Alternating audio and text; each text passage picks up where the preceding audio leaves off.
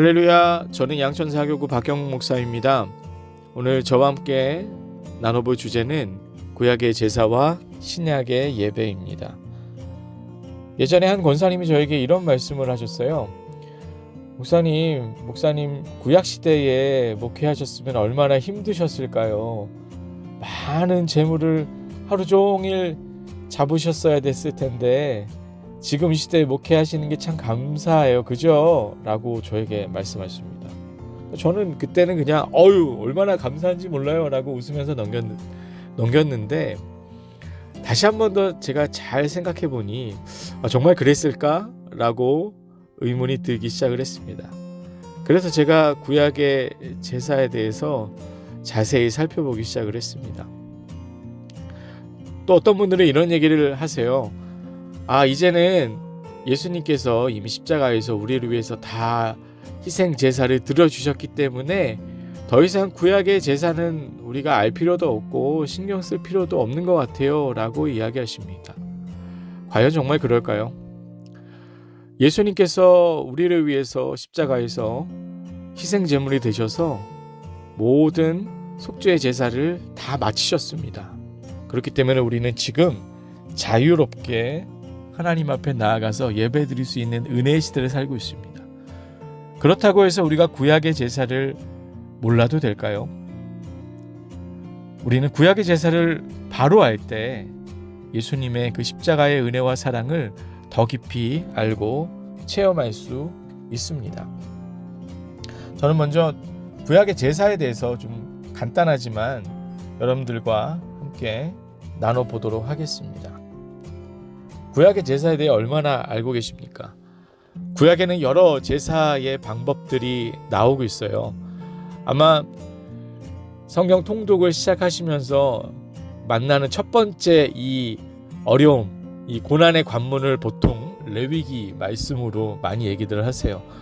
레위기는 여러분들 알다시피 크게 두 가지 주제를 이야기하고 있습니다. 그것은 바로 제사법과 정결법입니다. 특별히 제사법에 대해서 레위기에 자세히 나와 있어요.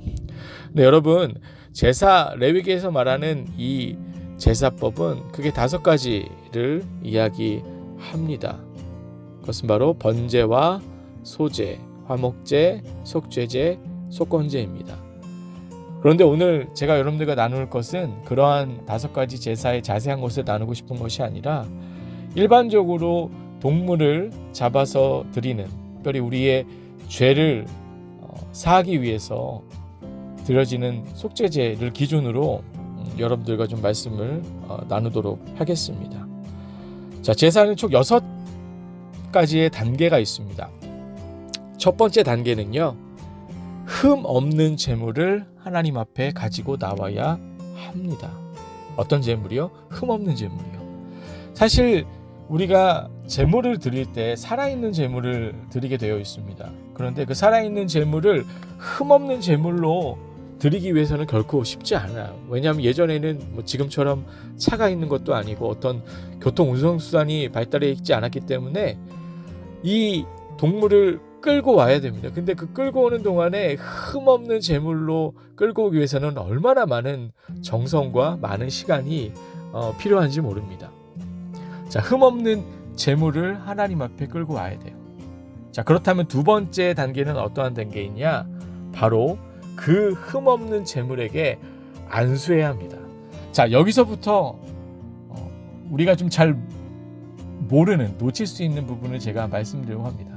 여러분, 흠없는 제물에게 안수할 때 누가 안수하는 걸까요? 보통 안수하면 특별히 우리 순복음교회 같은 경우는 이제 우리 주의 종들에게 안수기도 많이 받으시잖아요. 보통 안수하면은 제사장이 제물에게 안수한다라고 많이 생각하세요. 정말 그럴까요? 성경을 정확하게 보시면 안수는 제사장이 하는 것이 아닙니다. 바로 흠없는 제물을 가지고 온, 제사를 드려야 하는 바로 제사 드리는 사람이 그 동물에게, 그 제물된 동물에게 직접 손을 얹고 안수합니다. 자, 안수의 이유가 뭘까요? 동물을 막 축복하는 걸까요? 죽기 전에? 그런 것이 아니에요. 이 제물에게 바로 나의 모든 죄를 전가시키는 것이 바로 안수입니다. 즉 내가 안수 기도할 때 나의 인생의 모든 죄, 하나님 앞에 사함 받아야 하는 그 죄가 비로소 이 제물에게 전가되어지게 되는 것을 안수라고 해요. 자, 오해하지 마십시오. 안수는 죄의 전가의 어떠한 역할도 있고 축복의 전달도 있습니다. 우리 죄 종들이 안수하는 건 당연히 축복의 전달이겠죠. 이 말씀을 듣고 혹시 오해하시면 안 돼요. 죄 종들, 우리 교구장님들한테 안수 받는 거 꺼려하시면 안 됩니다. 교구장들의 안수는 축복의 전달이에요. 그런데 여기서 말하는 제사에서 말하는 안수는 바로 나의 죄가 이 제물에게 전가되는 것입니다. 자, 그리고 나서 세 번째는 뭐냐면 이 제물을 이제 죽여야 돼요. 잡는다고 하죠. 자, 그렇다면 이 제물을 누가 잡을까요? 누가 죽일까요? 대부분 제사장이 잡는 것이라고 생각을 하세요. 네, 여러분 말씀을 정확하게 읽어보세요. 그 제물을 잡고 죽이는 것 또한 바로 제사를 드리는 사람이 직접 해야 합니다. 내 죄가 전가된 그 동물을, 제물을 내 손으로 직접 죽여야 해요. 여러분 동물 혹시 죄송해요 죽여보신 적 있나요? 동물을 죽인다라는 것이 결코 쉽지 않습니다. 특별히 성경에서 말하는 이 제물은 보통 숫송아지, 숫염소, 그다음에 암염소, 암양 이런 어떤 동물들을 죽여야 돼요. 여러분 보통 평범한 사람이 동물을 쉽게 죽일 수 있을까요? 그것도 한 번에? 결코 쉽지 않습니다. 실제 이 예전 제사법을 훈련시키시는 한 목사님이 그런 말씀을 하셨어요. 보통 세 가지 방법을 선택한다고 합니다. 첫 번째는 양 눈 사이의 미간을 정확하게 찌르면 즉사한다고 해요. 그리고 두 번째 방법은 바로 대동맥, 목에 있는 동맥을 끊으면 보통 빨리 죽는다고 합니다. 그리고 마지막은 세 번째는 심장을 찌르면 빨리 죽는다고 합니다. 자, 이 세 가지 방법을 통해서 제물을 죽여야 되는데 과연 평범한 사람이 이 세 가지 방법을 통해서 제물을 쉽게 죽일 수 있을까요? 결코 죽일 수 없습니다. 동물은 발버둥 칠 것이고요. 그 동물을 계속 죽이기 위해서 계속해서 칼을 또 창을 통해서 제물을 찔러야 합니다. 피가 사방에 튀고요.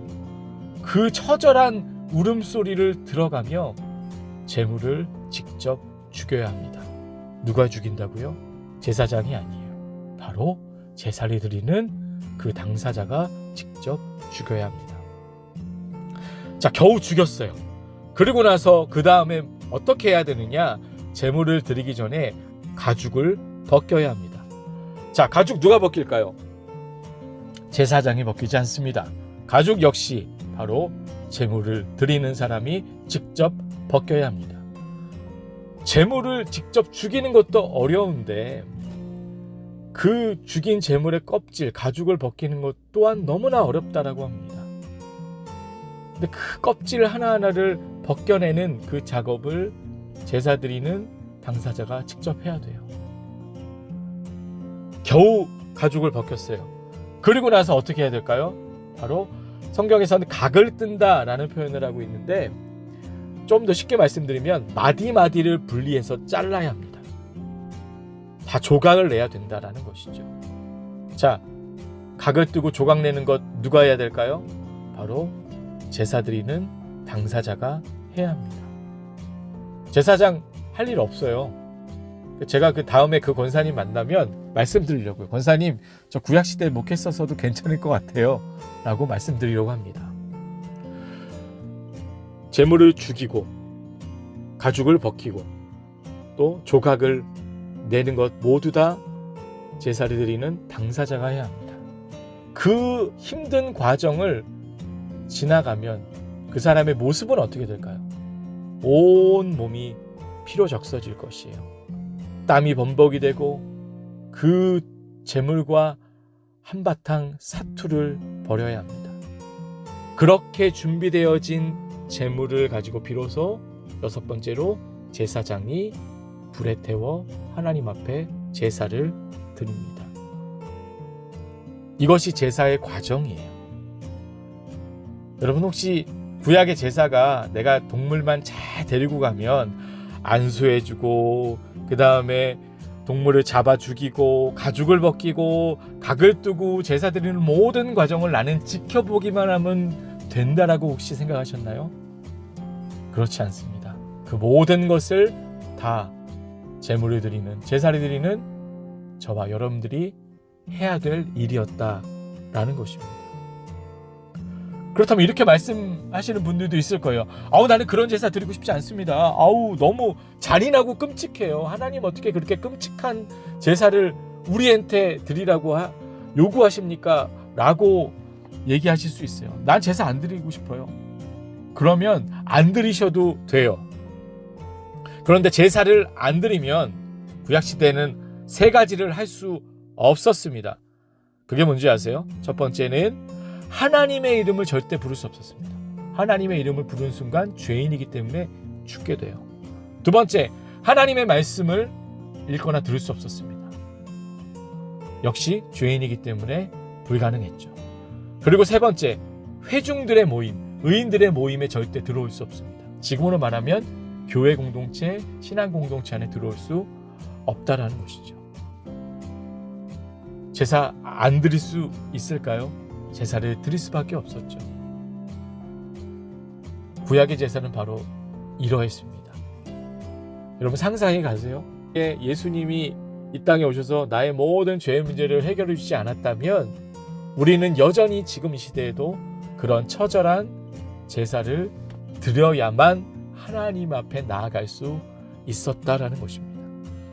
그런데 예수님께서 친히 흠없는 제물이 되어주시고 십자가에서 몸찍이시고 피 흘리시고 죽으시고 부활하셨기 때문에 예수님께서 이 모든 속죄의 제사를 단번에 드려주셨습니다. 그럼 우리는 어떻게 하면 하나님 앞에 나아갈 수 있어요?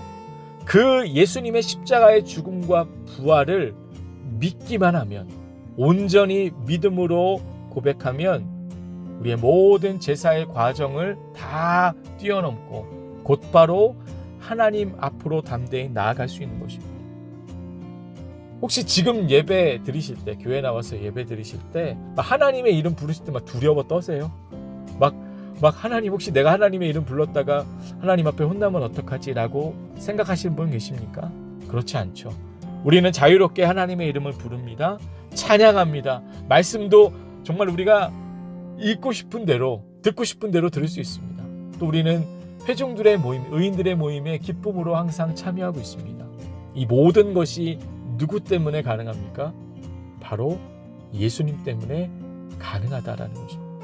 내가 드려야 될 수고와 그 피 흘림과 모든 그런 제사의 그런 고생과 고통을 우리 예수님께서 다 대신 짊어져 주셨기 때문에 저와 여러분들은 자유함으로 예배 가운데 나아갈 수 있게 된 것입니다.